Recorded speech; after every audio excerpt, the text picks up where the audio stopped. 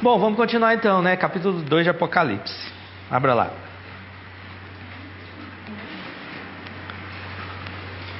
Estamos dando uma passeada novamente por Apocalipse. Semana passada falamos sobre a carta à igreja de Éfeso. Cada um tirou dali o que realmente lhe interessava. E agora nós vamos para a igreja de Esmirna. Esmirna. A igreja da Mirna. A igreja da Mirna. É Mirna?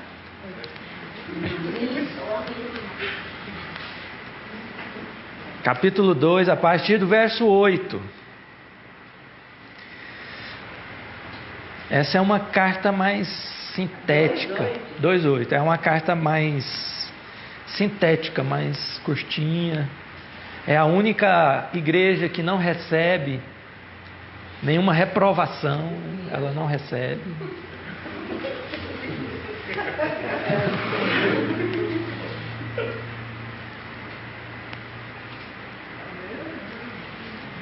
Capítulo 2, verso 8. Amém? Vamos lá. Estas são as palavras daquele que é o primeiro e o último, que morreu e tornou a viver. Toda a carta, você vai ver, ela começa assim, uma autodescrição de Jesus, ele se descrevendo. E nessa parte em que ele se descreve, ele já está dando a dica, tem ligação com o que vem depois. Então aqui ele se descreve como o primeiro e o último, o que morreu e o que tornou a pobreza. Mas você é rico. Conheço a blasfêmia dos que se dizem judeus, mas não são, sendo antes sinagoga de Satanás. Não tenha medo do que você está prestes a sofrer. O diabo lançará alguns de vocês na prisão para prová-los, e vocês sofrerão perseguição durante 10 dias. Seja fiel até a morte, e eu lhe darei a coroa da vida. Aquele que tem ouvidos ouça o que o Espírito diz às igrejas. O vencedor, de modo algum, sofrerá a segunda morte. Amém? Bom, vamos lá. Primeiro, a igreja de Esmirna é mais uma das igrejas, é uma das 7 igrejas da Ásia Menor. Provavelmente foi fundada por Paulo em torno ali do ano 53, entre 53 e 56 depois de Cristo, durante a terceira viagem missionária de Paulo. Depois um nome importante nessa igreja, de acordo com dados históricos, é Policarpo, que se torna bispo dessa igreja lá por volta do ano 150, 155. Ele foi morto, foi martirizado, né? Queimado por Roma. Dizem aí, os estudiosos dizem que no momento em que ele foi martirizado, né, os seus perseguidores ali falou a respeito, né, da morte pelo fogo, e ele fala: olha, esse fogo que você vai tacar em mim dura 1 hora no máximo, e o fogo daqueles que não creem durará a eternidade. Então pode tacar fogo, né? Acelera isso aí. E ele realmente foi queimado. Então é uma igreja que passou por perseguição. É a igreja, dentro daquela outra interpretação que nós não estamos enfatizando, ela seria a igreja, após a igreja apostólica, uma igreja perseguida, né? A igreja perseguida. Como nós estamos falando de características nossas de cristãos, né? Então vamos focar nisso. Bom, vamos começar pela autodescrição de Jesus aqui. Essas são as palavras daquele que é o primeiro e o último, que morreu e tornou a viver. Jesus vai falar para uma igreja perseguida, uma igreja que terá entre os seus pessoas que morrerão. Então Jesus já chega dizendo: eu sou aquele. Jesus se identificando mais uma vez, Jesus se colocando conosco, Emmanuel, que está com a gente. Ele já chega se identificando e dizendo, né? Eu sou aquele que morreu e aquele que ressuscitou. Então vocês morrerão, vocês serão perseguidos, vocês sofrerão. Mas eu também já sofri perseguição, já morri e ressuscitei. Então eu fui aquele que sofri a morte e a venci. Então eu tenho condições de dar a vocês também a mesma vitória. Veja que em nenhum momento dessa palavra, dessa carta, ele está dizendo que vai livrá-los da perseguição, da pobreza, da morte. Não. O que ele diz é que ele já passou por isso e que por ter passado por isso, tem condições de entender, compreender e estar conosco no nosso sofrimento. Essa palavra, ela é um golpe fatal na teologia da prosperidade, a meu ver. Ela mostra tudo aquilo que a teologia da prosperidade tenta esconder, tenta falsear. Porque ela diz exatamente que essa igreja, embora sendo a igreja que não tem nenhuma falta grave, é uma igreja que sofrerá perseguição, morte, é uma igreja que passará por pobreza, inclusive. Por situação financeira difícil. E aquela ideia de que a teologia da prosperidade ensina isso, né? Que se você está passando dificuldade financeira é porque tem algum pecado escondido na sua vida, porque tem alguma coisa horrível na sua vida, porque você fez alguma coisa muito terrível e tal, né? Coisa que não tem o menor sentido, já que pecamos sempre, pecamos todos os dias, então isso não faz o menor sentido. E aqui essa igreja não tem destacado nenhuma falta grave, e no entanto essa é a que mais vai passar por sofrimento. Então é inconcebível a ideia realmente da ideia, né, da teologia da prosperidade, da teoria, né? Então Jesus já começa assim, falando dessa forma, se identificando, isso mostra o amor de Deus para conosco, para com essa igreja. E aí vem, conheço as suas aflições e a sua pobreza, não é? Isso nós precisamos carregar com a gente, né? Ele sabe, não importa a situação que você esteja passando, Ele sabe, Ele conhece, Ele sabe exatamente o que está acontecendo, Ele sabe, e Ele sabe não só porque Ele é onisciente, Ele sabe porque Ele viveu. Eu conheço no sentido de, não só de saber, mas no sentido de eu experimentei, eu estive lá, eu passei por isso também, eu sei o que é isso. Então eu me identifico com você que está passando por isso, não é? Essa é a graça, não é? Essa é a graça, é Deus conosco, Deus comigo. Então quando lá na UTI, né? Você estava lá, Deus não impediu você de estar ali, não é? Por contingências que nós não controlamos, você chegou a esse lugar. Então Ele não te livrou de estar lá, porém Ele estava lá com você, não é? E aqueles que não conseguiram sair de lá com vida, mas acreditaram, continuam com Ele agora na glória, venceram a morte, entende? Ou seja, não há saída para nós a não ser a vitória sobre a morte no final. Não importa o que aconteça, né? Eu vi um post muito legal do Caio Fábio no Instagram, acho que foi o último que ele colocou, ele falando sobre a morte e tal, né? Muito interessante, né? Que é falando sobre essa questão mesmo, né? De nós cristãos encararmos a morte de uma outra forma, né? Nós precisamos encarar a morte como uma vitória. Fica a saudade, fica né, o sentimento da falta, porém nós precisamos trazer conosco essa ideia de que vencemos a morte e logo nos reencontraremos, né? Bom, conheça então as suas aflições e a sua pobreza. Bom, aflições no mundo, já está avisado lá atrás, no mundo tereis aflições. Por que o povo, principalmente que se diz de Deus, insiste tanto em não passar por aflições? No sentido de, parece que gasta-se muita energia tentando convencer as pessoas de que andar com Deus é andar livre de aflições. Eu não sei em que livro eles leem isso, eu não sei em que raio de livro eles leem isso, porque na Bíblia não é. No mundo tereis aflições, porém tenham ânimo. Por quê? Eu venci o mundo. Entende? Então não é que Ele vai nos livrar das aflições. Eventualmente pode, sim. Eventualmente algo acontece, sim. Mas é a regra? Qual é a regra? A regra é: no mundo tereis aflições. Nós vivemos no mundo, não estamos no céu. Enquanto vivermos no mundo, viveremos com tudo aquilo que o mundo sofre. Nós ainda somos caídos, nós ainda estamos caídos, nós ainda somos isso. Em nenhum lugar Deus diz, a Bíblia diz, promete que nós viveremos numa bolinha, protegidos contra tudo. Nós vivemos assim no mundo. Andamos no mundo, respiramos no mundo, vivemos no mundo, caminhamos no mundo. E a prova disso está aqui nessa igreja. Uma das provas está aqui na igreja de Esmirna. Era uma igreja fiel, no sentido de não negar, a ponto de o seu bispo ser martirizado, queimado. E no entanto, passou por aflições.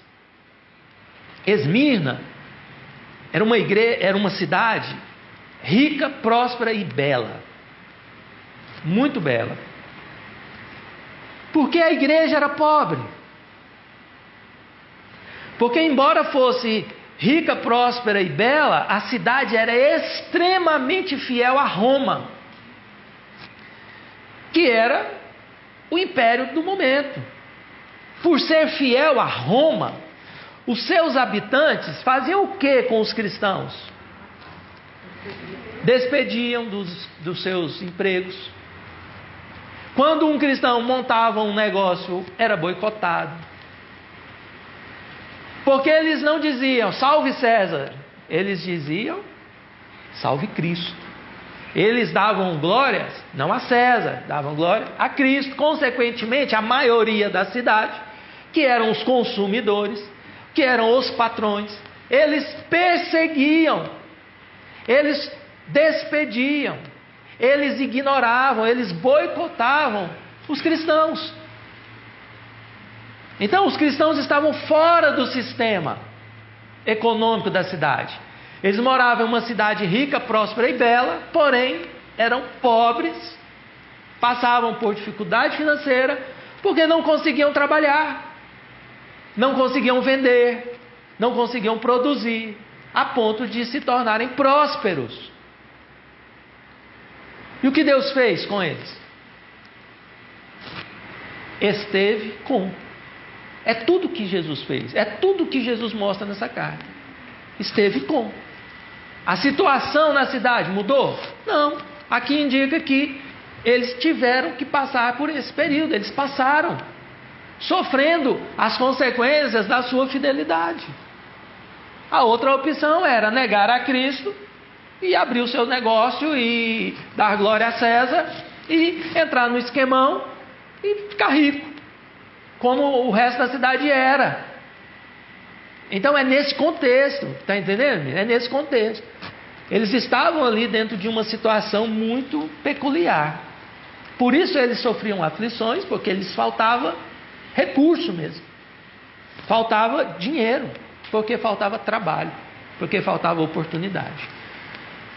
E com isso veio a pobreza, né? Aí ele diz, mas você é rico. Rico de quê? Rico espiritualmente. Ao não se curvar ao sistema, ao não render graças ao sistema, né? Algo neles se fortalecia, que era a sua fé, a sua espiritualidade. E eu fico vendo hoje, né? Quantas vezes nós, de um modo geral falando, a cristandade de um modo geral, né? Com tanta facilidade se rende, né? As barganhas, né? Para não passar por aflição, é aquilo que eu falei, né? Não posso passar, então se não posso passar, o que eu tenho que fazer aí para não passar? E às vezes se vende, né? Às vezes se corrompe, por tão pouco, por coisas banais, por bobagem mesmo, né? Então, a igreja de Esmirna, para mim, traz essa mensagem, né? De que às vezes, por sermos fiéis a Deus, passaremos por aflições, né? Passaremos por aflições e às vezes sofreremos pobreza, né? Conheço a blasfêmia, e aí, para complicar, conheço a blasfêmia dos que se dizem judeus, mas não são, sendo antes sinagoga de Satanás. Aí que é aquela galera, né? Aquela galera que está ali, poxa, você já está lá, né? Lutando contra um sistema enorme, né? Você está sendo boicotado, você está sendo perseguido, você está sofrendo aflição, e aí vem os irmãos, né? Os irmãos que vêm jogar você mais para baixo ainda. O que os judeus faziam com os cristãos? E muitos judeus cristãos, né? Judeus que se convertiam, cristianismo e tudo mais. O que eles começaram a fazer? Eles se juntavam aos romanos para poder ir contra os cristãos. Então essa igreja, ela não lutava só contra Roma. Essa igreja lutava contra os próprios judeus, contra os próprios irmãos, né? Os irmãos. Eles lutavam contra aqueles que deveriam estar com eles. Então era uma luta, não tinha para onde fugir. Eles não tinham um refrigério. A única saída para eles era Deus. Era Deus. Então era uma igreja realmente. E aqui, isso aqui pode representar, como cada carta, momentos da nossa vida. Tem momentos da nossa vida em que é exatamente assim, né? Em que a gente não tem para onde ir, a gente se sente afligido, encurralado, né? São momentos de falta, de perda, de aflição, de pobreza, de escassez, né? E isso faz parte da vida humana. Se faz parte da vida humana, faz parte da vida cristã, porque nós, embora sejamos cristãos, nós não deixamos de ser humanos. Então faz parte. Essa carta está dizendo: olha, para de tentar ser o que vocês não são, não é? Extraterrestres. Nós somos daqui, e haverá momentos assim. E aí ele continuou: o diabo lançará alguns de vocês na prisão para prová-los, e vocês sofrerão perseguição. Então está aqui assim dito, né? Vai passar por isso mesmo, vai. Quando isso está posto, pode fazer jejum, pode fazer campanha, pode parar de tomar Coca-Cola, de comer chocolate, né? Porque a galera faz isso, né? Pode parar de mexer na rede social, fazer jejum de internet, pode ser o que for, não vai adiantar nada. Quando há momentos que nós precisamos passar por eles, há algum propósito nisso, não sei como funciona, mas eu sei que há momentos, e a gente vê isso na Bíblia o tempo todo, que Deus diz: vocês vão passar. Não é porque eu não acredito em determinismo, não é porque Deus determina, na minha visão, não é porque Deus determina que você passe, mas é Deus sabendo de todas as coisas e sendo onisciente e olhando o passado, presente e futuro ao mesmo tempo. Ele sabe que você passará. Consequências de várias ações nossas, né? Essa igreja, por exemplo, ela vai passar por isso, porque ela foi edificada, ela se constituiu em Esmirna, que tinha essa característica. Se ela tivesse sido edificada, constituída em outra região, não passaria. Mas como ela foi edificada nessa igreja, nessa região, nesse contexto, ela vai passar. Entende? Que não é Deus que determina, mas é que o contexto e as escolhas que cada um fez é que vai determinar que eles vão passar. Deus não vai mudar a situação, o contexto econômico, tudo para que o grupinho ali não passe por aquilo. Deus não faz esse tipo de intervenção. Quem vê isso em Deus não vê Deus, porque Deus não faz isso.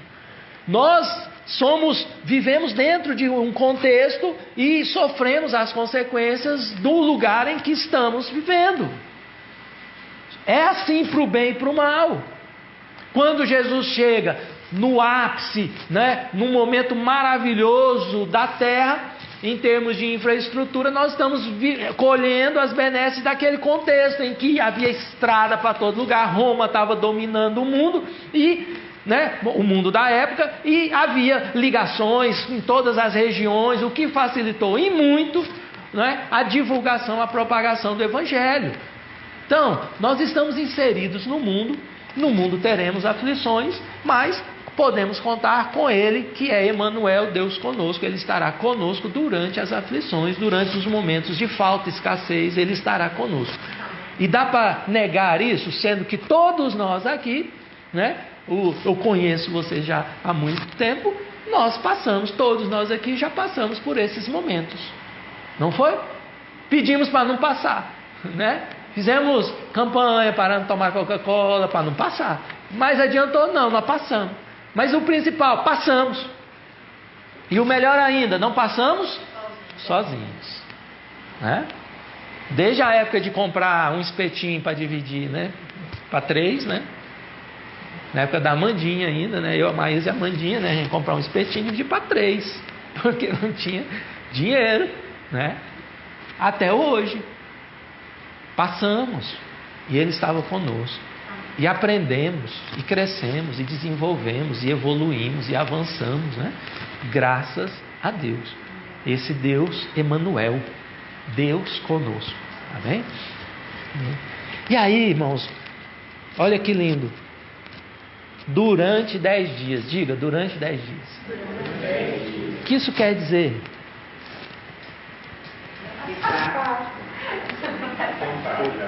Tem hora para começar? Hora para terminar. O choro pode durar uma noite, mas a alegria vem pela manhã. Irmão, sabe esse sol e essa lua que ficam intercalando aí? É um recado para nós, é uma lembrança, é um lembrete para nós diário de que tudo passa. Tudo passa. O bem e o mal, viu? O mal passa, a noite passa, mas eu quero dizer que o dia também passa. E a noite chega. Nós precisamos estar preparados para os dois.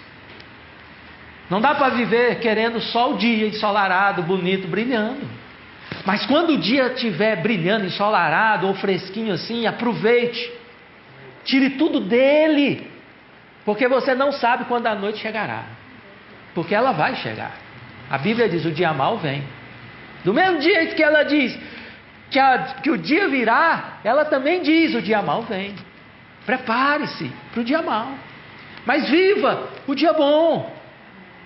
Viva o hoje, o agora, desfrute, tenha prazer na vida.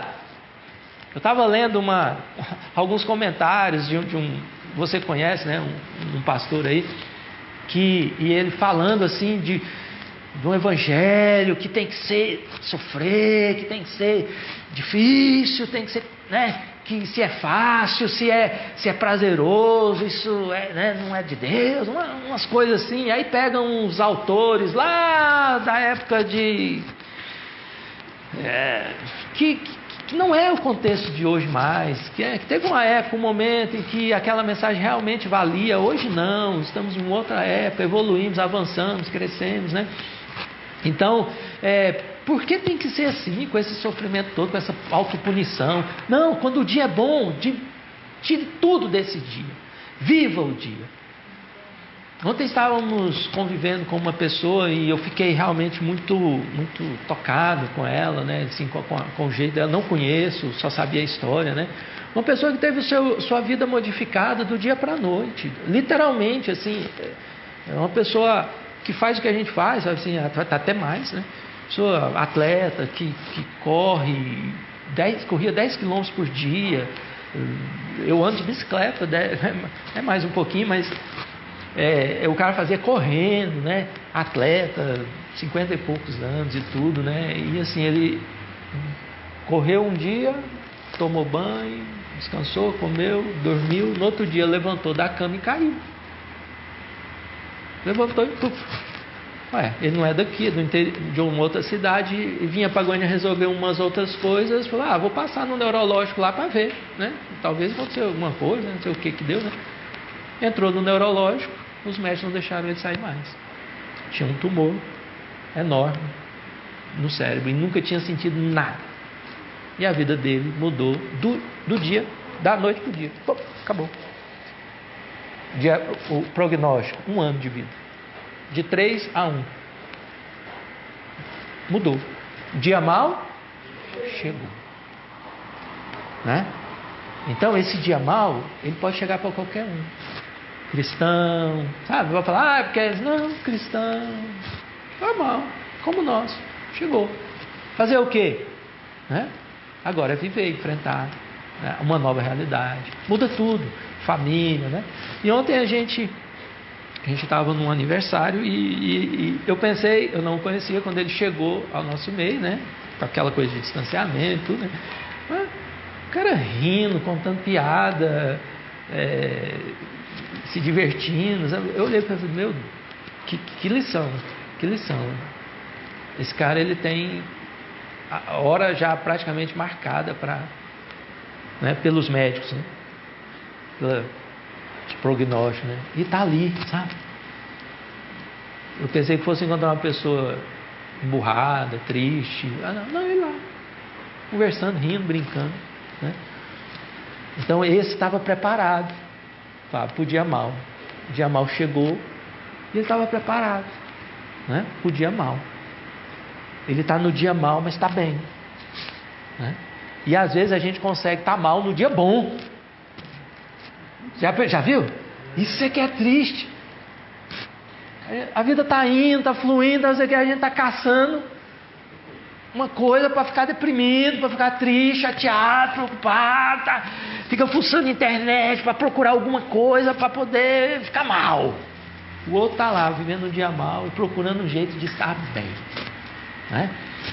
Então essa para mim é a mensagem aqui também de Esmina, né? Falando assim, prepare-se, né? Prepare-se para o dia mal, ele pode vir, ele pode chegar, é uma realidade, né? Quando esse dia chegar, como você vai estar, né? E aí, para a gente encerrar, ele diz: seja fiel até a morte e eu lhe darei a coroa da vida, né? Isso aqui, queridos, muita gente interpreta isso aqui como assim, tá vendo? Se você não for fiel, você vai perder a salvação. E um monte de gente interpreta isso aqui dessa maneira. Não tem o menor cabimento, não cabe aqui, não é disso que está falando. Aqui está falando de recompensa. Está falando de salvação, né? Está falando de recompensa. Toda vez que para você receber algo de Deus você tiver que fazer algo, não é de salvação que está falando, porque senão não seria de graça, seria graças ao seu esforço. Então toda vez que estiver falando assim, se você fizer isso eu te dou aquilo, não está falando de salvação. A salvação é de graça. Isso aqui é recompensa. Recompensa, é outra coisa, né? Então ele está aqui dizendo. Lá no início ele falou, eu venci a morte, né? Olha lá, eu sou aquele que morreu e tornou a viver. O que ele está dizendo é isso, é que permaneça firme, mesmo que você morra, você voltará a viver, né? Você voltará a viver, que é a vida eterna. Nós vencemos a morte já. Caso você não saiba, você está morrendo, né? Mas quando você morrer, você vai voltar a viver, né? Então é quase que instantâneo. Sabe quem não sofre com a morte?